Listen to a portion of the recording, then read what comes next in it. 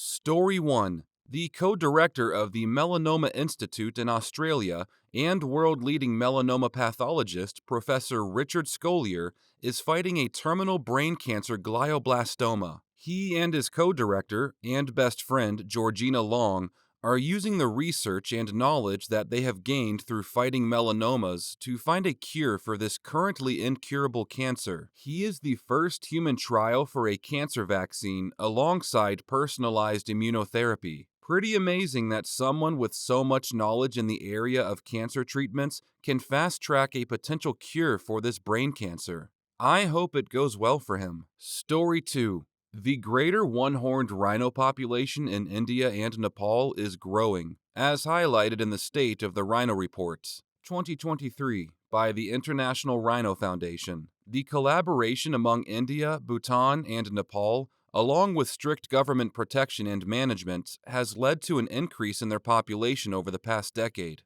The greater one-horned rhino population, which once numbered as low as 100 in the early 1900s, has increased to more than 4,014 now. Story 3. The U.S. healthcare system is actively collapsing. Roughly 15% of U.S. patients simply cannot receive care, and that number is increasing. COVID accelerated it, but it's been coming for a while now. There are tons of causes: cost, patient location, or because of the system being overburdened. Hospital systems are closing entire hospitals because they aren't profitable enough. This creates care deserts, where patients don't have access to medical care. Certain specialties are being targeted by politics, which can make it worse. Hospitals, especially bad ones, are having huge staffing issues. Nurses are leaving bedside nursing at a high rate because patient care sucks. That creates a vicious cycle because then conditions get worse, and then even more nurses leave. 35 to 45% of nurses quit nursing entirely within 5 years. But also MDs, CNAs, and support staff like techs, phlebotomists, therapists, etc. leave for the same reason. Hospitals just aren't paying appropriately to be assaulted and shit on and get certifications and have your license be on the line when Target will pay you $2 more an hour. Our insurance system has raised the price of care so high that many patients choose not to seek care at all or can't pursue treatment when they need it. That's a combo of for-profit insurance, providers being able to opt out of Medicare, Medicaid, because they need to be profitable to keep their doors open, and ever-rising cost of treatment itself, medicine, procedures, and facilities. States who opt out of extended Medicaid are the ones who need it most, so tons more low-income patients can't afford care. The resources we do have are being stretched to the breaking point because of better-known issues like people treating ERs as primary care. That's getting worse for the same reasons: fewer and busier providers, higher costs, worse insurance, and fewer facilities. Story 4. The Ocean Cleanup Initiative has a new system to clean up an area the size of a football field every 5 seconds. The previous one extracted 282,787 kilograms of trash from the Pacific Ocean so far. They're also working on interceptors for rivers that have collected over 840 tons of trash and counting. There's a long way to go, but they have lots of support, and they're making amazing progress. Okay, now back to the bad news. Story 5. There's always cool stuff happening in the science community that doesn't make it to the news, but really should. Check out thegoodnewsnetwork.org to see some neat things. Here are a few highlights. A new stem cell injection that halts the progression of multiple sclerosis is in clinical trials. The California redwoods weathered the wildfires better than scientists expected and are recovering very well. The FDA approved a treatment that cures sickle cell disease. A complete Stegosaurus fossil with skin still intact has been unearthed. NASA has developed technology for sending data transmissions much further than radio frequencies, and recently sent their first transmission 10 million miles away. Scientists are going to start experimenting with lab-grown cooking oils, which could help curb a lot of the environmental damage caused by mass soy, corn, and palm oil farming. Scientists have created natural sponges that can soak up nanoplastics. Story 6. Astronomers here. We are now putting the final touches on the Rubin Observatory, which will see first light, aka start looking at the sky in a year or so. It is an entire 8-meter diameter telescope mirror that will image the entire sky every night visible where it is. It's hard to emphasize what a game changer this will be for astronomy. We will literally catalog all of the asteroids, see millions of supernovae a year, map the Milky Way, maybe even learn about what dark matter and dark energy are. Put it this way. If the James Webb Space Telescope is like boring a hole into one tiny spot on a shutter to let light through, this is going to be like opening an entire window. Story 7. We are experiencing both child and adult literacy crises predating but exacerbated by COVID. I have received some job applications that have made me really shake my head. An adult, 19 to 20 years old, wrote out quite a bit of info about their previous experience and work history. It was almost like gibberish to me, and the other managers, though, didn't make any sense. Until one of us realized that this person must have been unaware of the existence of the word and. Anywhere there should be and, they had written the word in. Once we realized that, it made way more sense. That got me wondering what was going on, though. It was as if this person had never read anything and instead completely sounded out the word and as in. Story 8.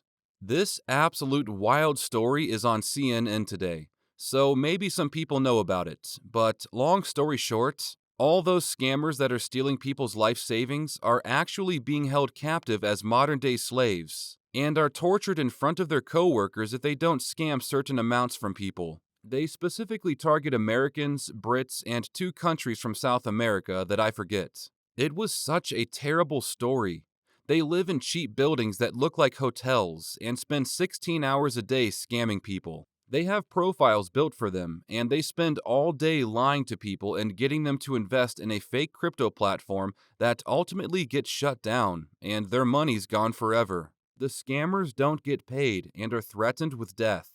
One of them spoke out in anonymity and said when he initially refused to do the job, they locked him in a cell for 3 days with no food or water, and he finally decided scamming was better than dying. It might sound ludicrous to have sympathy for these people, but some of them, I have no idea how many of course, who steal your money, they talk to you and convince you to give away your life savings. That you curse to hell for what they're doing to you. They don't see a dime of it. And as mad as you want to get at them, they're slaves. If they don't do what they do, they will be tortured and possibly killed. Even when they called the embassy for help, they were told they got themselves into the situation and to get themselves out. Story 9. For those who use or are considering using Depo-Provera birth control, don't do it.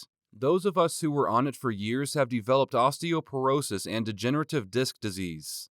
Supposedly, there is a black box warning, but patients only see the filled injection needle. We never saw the box. And the doctors didn't tell us. So I am 46 with the degenerative spine of a 70-plus-year-old woman.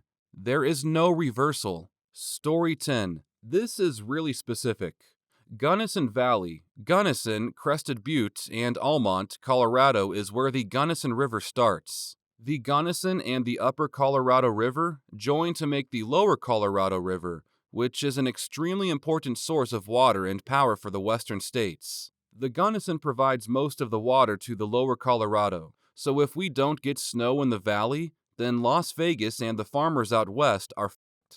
We've barely gotten any snow, and there is 0 in the forecast. If something doesn't change, you all are going to have a rough summer down there. Story 11. Your child's classroom is being completely overrun by 1 or 2 problem children, and your child is hurting because of it. 100% can verify this, and will add that there are several factors at play. COVID-related behaviors, parents used unlimited screens to babysit their kids, and the resulting social development stunting added to 2 years of no school routine. School districts fearful of lawsuits, afraid to stand up to sue happy high-income helicopter parents, and or afraid to be the latest news story and disproportionately suspend and expel poor kids or kids of color. The biggest one, and one that you, yes you, can help with, is that class sizes have increased at least 30% over the last 20 years. So all the normal interventions you could use with problem children are ineffective because there's too many kids in the room and not enough time to spend with each individual kid. You can help this by A. supporting your local teachers when they bargain or strike because class size is a contract and negotiated issue. B. Call your school board and ask what they are doing about using funds to reduce class sizes. C. Support and vote for local legislators who actually know something about education, and not the business people who run for the school boards and think they know more than teachers because they make more money. Story 12. How about the total commercialization of the internet?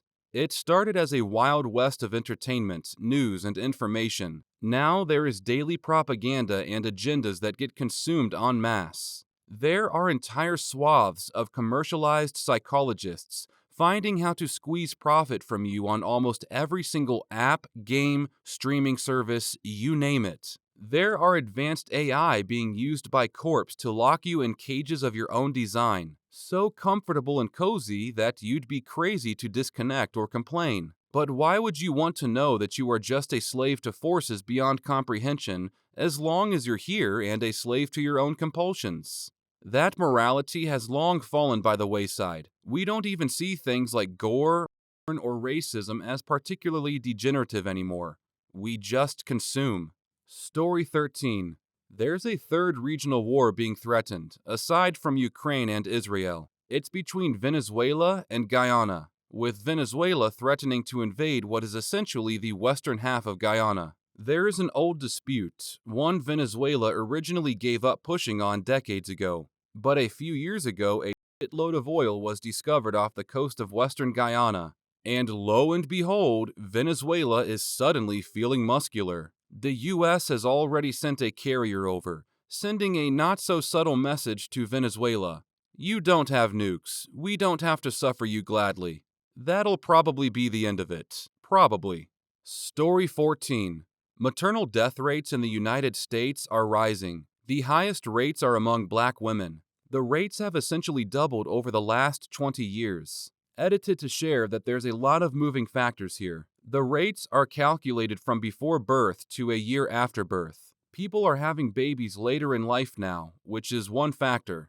The immediate factors at play are things like hemorrhage, infection, hypertension, preeclampsia, stroke, and cardiomyopathy. But if we consider the factors that are happening up to a year after birth, we look mostly at mental health. The contributing factors to this mental health crisis, like lack of support, shit maternity, paternity leave, living far away from family, increased societal pressures, social media, etc. These mental health factors alone can be why America's rates are higher versus other countries. We aren't supporting our moms. Then there's the contributing political factors surrounding abortions. Story 15. Insects are humans' #1 competitor for food resources, and our agriculture leans heavily on temperatures dropping below freezing at least once per winter to control insect populations, whether they know it or not. But southern states are starting to see years without a freeze, and insect populations are booming. Couple that with hotter summers that hurt our agriculture,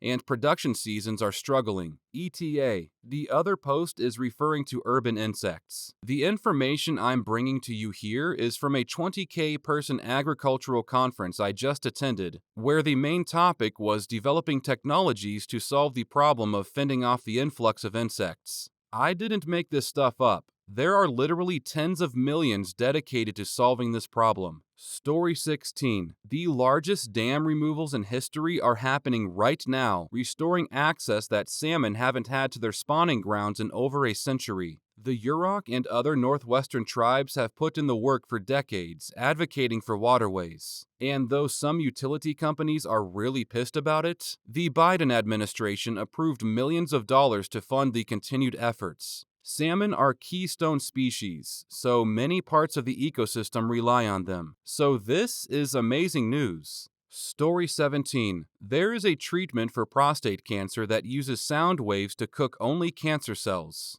has no side effects, and works as well, if not a lot better, than the old way of surgery and chemotherapy radiation, which has a lot of brutal side effects. You feel fine within a few hours, and by the next day, you can be back doing your thing cancer-free. It's by a company called Profound Medical, and it is the Tulsa procedure, and is available in many clinics in the US and Canada. Story 18. There's a generation of teens constantly smoking fake vapes with pesticides in them that turn into neurotoxins when inhaled. The most common black market brand, which I've seen literally everywhere, tested for 19 different pesticides. I see teenagers chiefing these all the time like it's nothing, and reading about the effects is scary. As someone who used to chief hella fake vapes, I can still feel the brain damage. There's going to be a generation of teens with brain damage and fertility issues because of all the fake they used to smoke.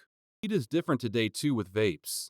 Before, you couldn't smoke anywhere and everywhere because the flower is stanky and you have to roll your shit and light it, etc., etc.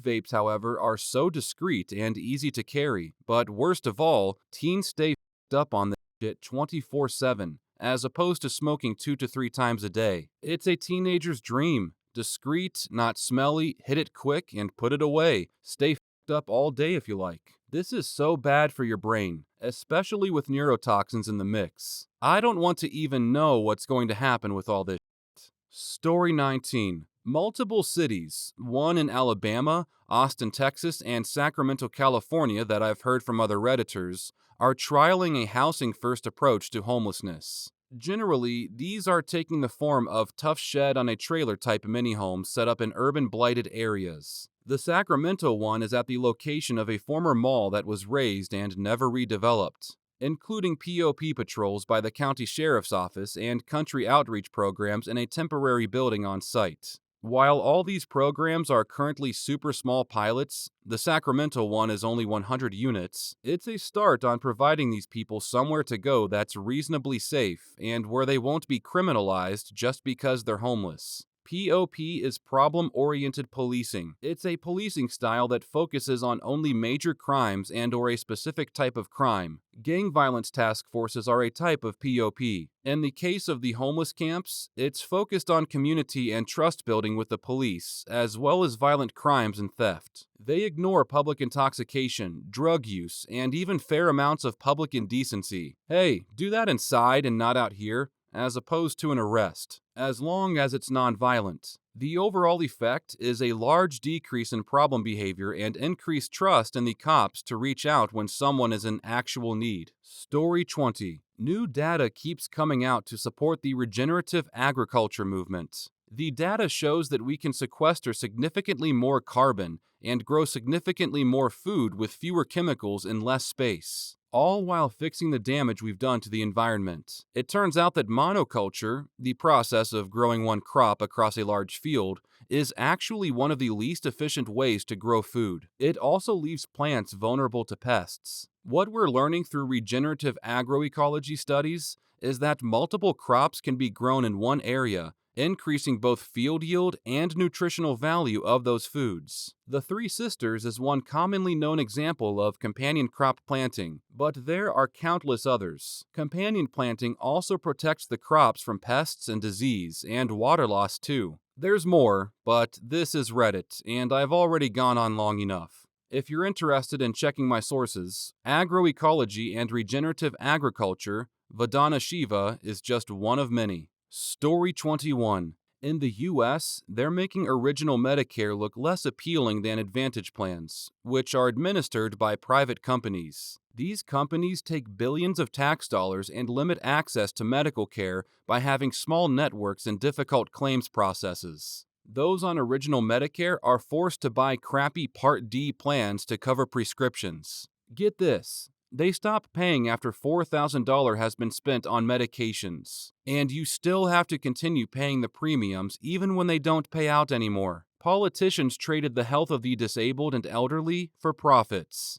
Story 22. Locally, people are protesting the redevelopment of a vacant office building next to a park in an apartment complex because trees will need to be taken down. Meanwhile, a few miles away in the same city, A car dealership just applied to get 5 acres of land rezoned that is currently all natural vegetation, including trees, grass, etc., so that they can turn that land into additional car dealerships. No one seems concerned about the trees there, and they actually have a say in the rezoning process, unlike the private land this apartment complex will get built on. Story 23. Pakistan is in the process of deporting 1.7 million Afghans that fled there following the Taliban takeover. Nobody seems to give a shit. The Taliban seems to be doing what it does best: oppressing those that are being returned horribly. 450,000 have been forcibly returned like this, in the dead of winter, mostly along the border areas. People look at what is happening in Gaza and think genocide. But what Pakistan is doing is arguably worse. Story 24. Blame lobbyists and politicians for not allowing desalination. I was on a campaign for a while until a couple of billionaires said, "Piss off, you'll kill our revenue." It would have solved California's and most of the coastal states' water issues for usable water, but maybe not the best drinkable water until it's treated a second time. Yeah, it would take a while, but I forget. What's better than zero water? Is it any water? Story 25. They kill 100 million sharks in the middle of the Atlantic and cut off fins and toss them back in alive. This releases a hormone and scares sharks to death. So much of this hormone is realized that sharks have now migrated closer to land. Human attacks are up over 4,000% and will get much worse. Blame Chinese eating a soup that's not even delicious, but only to show off status. Story 26. There's a guy in my hometown who hides thousands of dollars outside of a children's rehab center, then calls the front desk, and they have a little scavenger hunt until they find it. They then use the money to help families buy holiday gifts. No one knows who he is, but over the years, he's given over $100,000. It's usually front page news when the year's donation comes in. Story 27. Dengue vaccine is a vaccine used to prevent dengue fever in humans. Development of dengue vaccines began in the 1920s, but was hindered by the need to create immunity against all 4 dengue serotypes. As of 2023, there are 2 commercially available vaccines, sold under the brand names Dengvaxia and Qdenga. Story 28. The federal government in the U.S. is close to finally legalizing, or at least loosening some of the more drastic restrictions on cannabis. But what you probably don't know is that alcohol and tobacco companies, along with an industry association of convenience stores, are the ones doing the most lobbying on the fine print of how this goes down. As a result, it's quite likely that the resulting changes in law and regulation will give huge advantages to large national companies, while doing nothing for existing local marijuana licensees and ordinary people with past convictions for cannabis.